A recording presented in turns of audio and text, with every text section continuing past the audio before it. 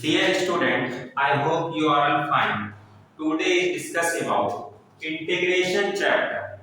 Class 12 का integration chapter is very important chapter for CBSE board, Bihar board and JEE mains के लिए बहुत important chapter है और बहुत ही मजेदार चैप्टर भी है। ये चैप्टर जो है जिसका डीसी अच्छे से पढ़ा हुआ है तो इसको आसानी से समझ में आएगा, क्योंकि इंटीग्रेशन जो है ना डीसी का जस्ट उल्टा होता है, जस्ट उसका अपोजिट, मतलब इसलिए इसका नाम एंटी डेरिवेटिव दिख रहा है। एंटी डेरिवेटिव मतलब अगर आप किसी फंक्शन का डीसी निकालते हैं, मान लीजिए किसी फंक्शन का डीसी a से b हो रहा है, उसका इंटीग्रेशन b से a होगा, जस्ट उसका अपोजिट होता है, इसलिए इसका नाम एंटी डेरिवेटिव पड़ा। डीसी में हम लोग डिफरेंशिएशन बोलते थे, प्रोसेस को। यहाँ पर इंटीग्रेशन मतलब एक प्रोसेस हुआ और जो रिजल्ट आएगा उसको हम लोग इंटीग्रल बोलेंगे। अब जैसे कोई भी फंक्शन को हम लोग डीसी निकालते हैं, उसके लिए हम लोग लिखते हैं मान लिया x स्क्वायर का डीसी,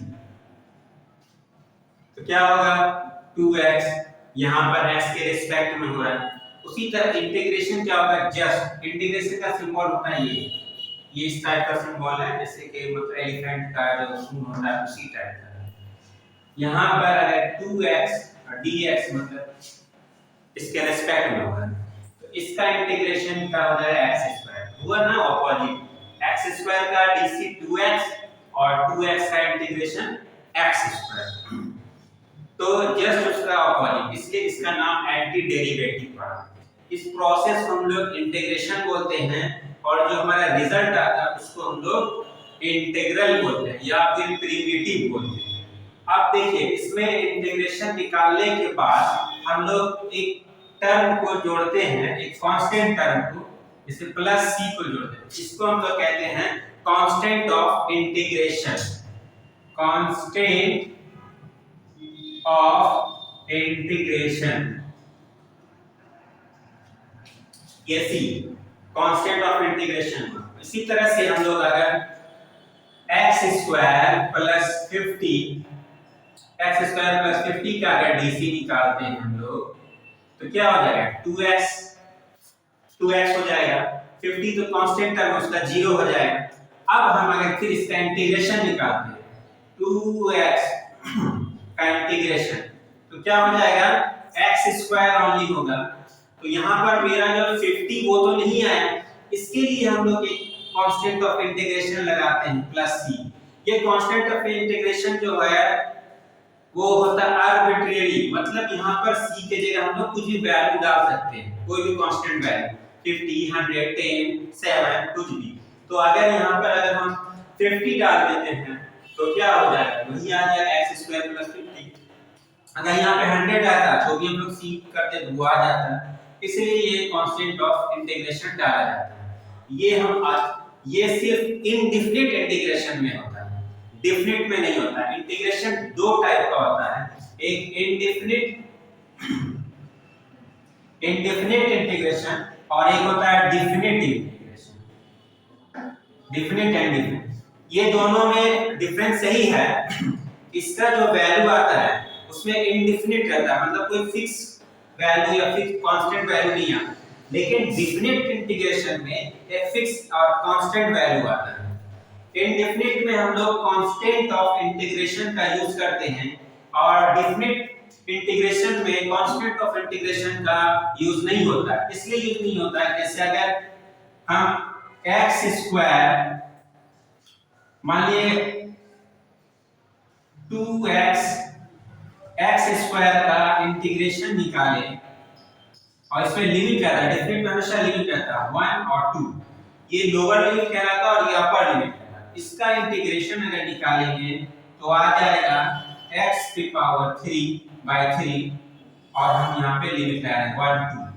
तो सबसे पहले अपर लिमिट का वैल्यू हम पुट करेंगे 2 की पावर 3/3, फिर 1 की पावर 3/3, 2 की पावर 3 का 8/3 माइनस 1/3, सॉल्व कीजिएगा 3 8 माइनस 1 यानी 7/3, ये कांस्टेंट वैल्यू आ गया 7/3।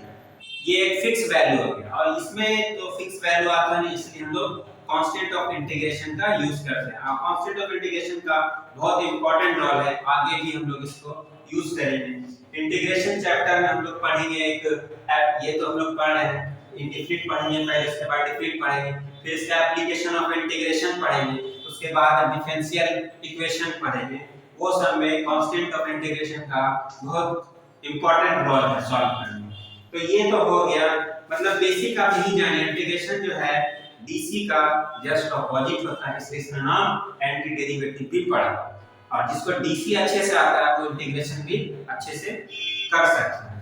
अब इसमें कुछ फार्मूला है, उसको आप रिमेंबर कर लीजिएगा, जिससे आपको इंटीग्रेशन निकालने में बहुत आसानी है। Please right okay.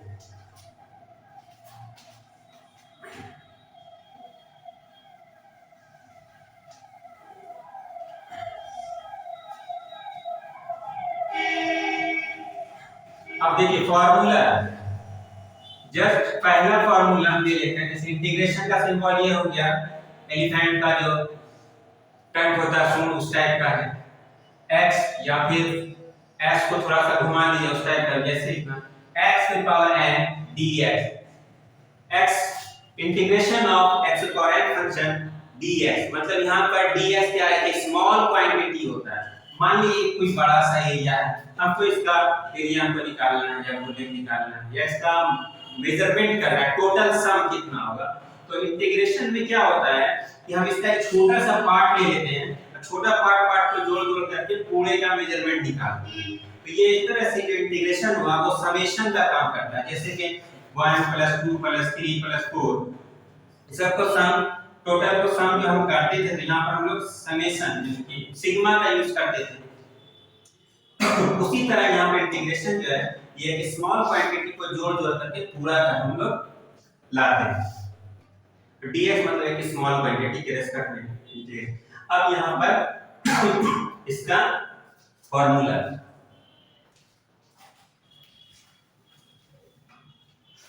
इसका फॉर्मूला क्या होगा, देखिए n जो पावर है इसमें एक जोड़ दीजिएगा, IC से इसको डिवाइड कर दीजिएगा, ये इसका इंटीग्रेशन हो गया। अब यहाँ पर कोई भी नंबर हो और हाँ plus constant of c, constant of integration add कर दें। अब जैसे एग्जांपल देख लीजिए, जैसे x की पावर 3 है, इसका इंटीग्रेशन हमको निकालना है, तो यहाँ पर 3 + 1 कर दीजिए क्योंकि n + 1 है, फिर यहाँ 3 + 1 से डिवाइड कर दीजिए +c, हो जाएगा x की पावर 4/4 + c।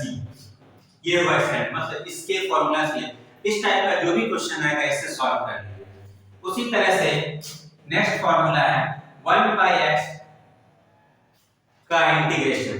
देखिए dc होता था log x का dc 1/x होता था, यहाँ पर 1/x का इंटीग्रेशन क्या हो जाएगा, log x + c, फिर एक्सपोनेंशियल का e⁻x dx, ex का dc भी ex ही होता था, यहाँ इंटीग्रेशन भी वही होगा, ex ही होगा + c,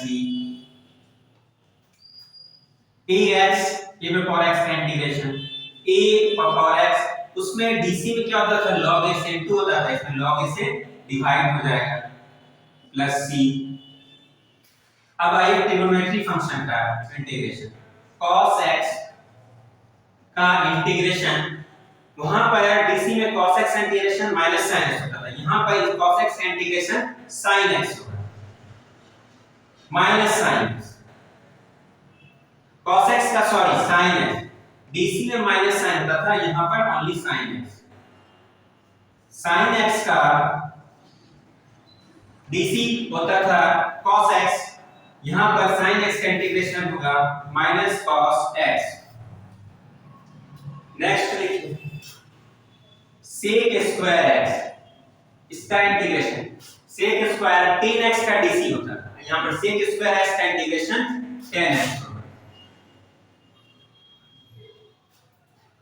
cosec² x,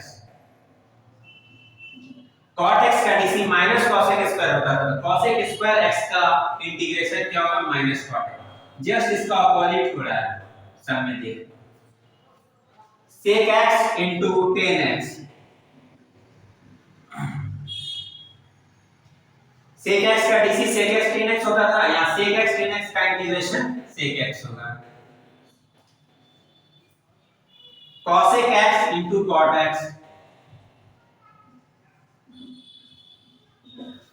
cot x का cosec x का dc होता था minus cosec x into cot x। यहाँ पर cosec x cot x है, इसका इंटीग्रेशन क्या हो जाएगा cosec x, और माइनस इधर नहीं है, इधर लग जाएगा।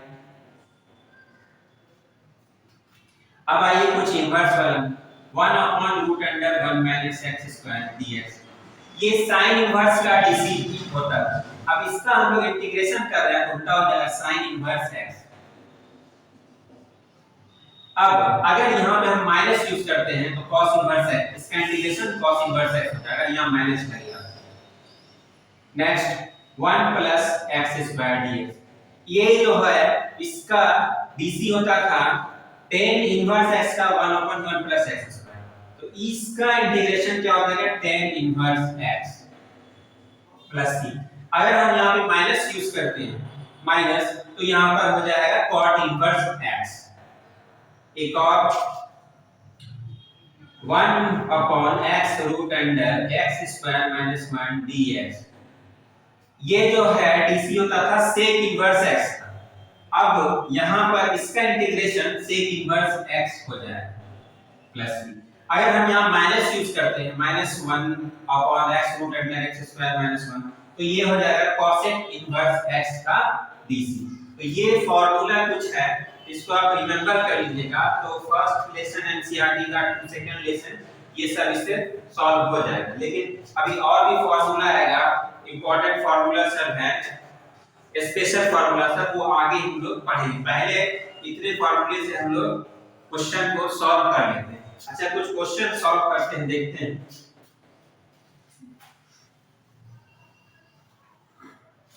मान लिए क्वेश्चन है dx का इंटीग्रेशन निकालना, ओनली dx इसका इंटीग्रेशन निकालना। तो देखिए इसको हम ऐसे भी लिख सकते हैं x की पावर 0 dx, x की पावर 0 का वैल्यू 1 होता है, 1 से dx तो इंटीग्रल dx ही होगा। अब इसको हम लोग इसी फार्मूला बना सकते हैं, x की पावर n dx का फार्मूला होता है x की power n + 1 by n + 1 + c। तो यहां से क्या होगा x की पावर 0 + 1 by 0 + 1 + c, 1 + 0 1 हो गया, 1 + 0 1 ही हो गया, तो ये रहेगा x ही रहेगा प्लस c, यानी dx का इंटीग्रेशन क्या हो गया x + c। ये आप याद रखिएगा, जब क्वेश्चन को सॉल्व करेंगे तो यूज होगा कहीं कहीं पे dx, उसका इंटीग्रेशन निकालेंगे x, तो डायरेक्ट आप x लिख देंगे। कुछ और क्वेश्चन देखते हैं हम लोग, आप लोग इसको नोट करते जाइएगा, और नहीं हो पा रहा है तो रोक करके इसको नोट कर लीजिए। एक क्वेश्चन है, मान लीजिए रूट x की पावर 3, इसका इंटीग्रेशन निकालना है। तो सबसे पहले हम इसको रूट को पावर की फॉर्म में बदलेंगे।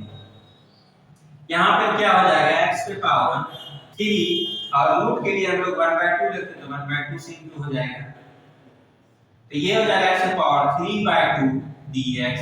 अब इसका हम लोग इंटीग्रेशन निकालेंगे, वही पावर वाला फार्मूला है, x पर n + 1 यानी 3/2 + 1, नीचे भी जाएगा 3/2 + 1 + c।